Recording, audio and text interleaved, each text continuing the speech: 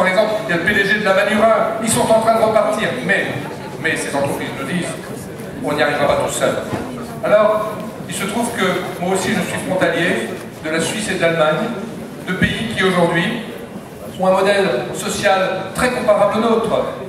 Protection sociale, système de santé, système de retraite, salaire supérieur, voire très supérieur au nôtre.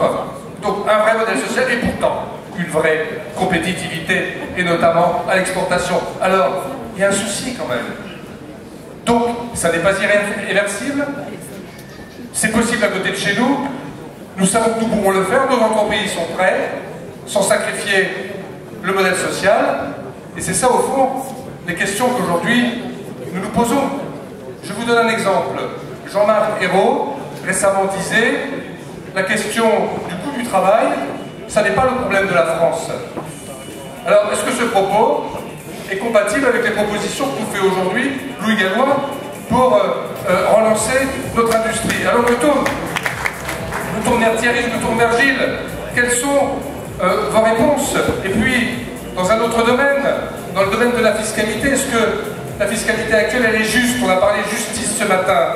Est-ce que les réflexions que nous avons, les uns et les autres, depuis longtemps, sur une forme de social-libéralisme, sur une TVA anti-délocalisation, sur des mesures qui à la fois permettent aux entreprises de se déployer tout en sécurisant le parcours des salariés, notamment dans le monde difficile, est-ce que cela n'est pas aujourd'hui, cher Thierry, cher Gilles, une possibilité pour notre pays?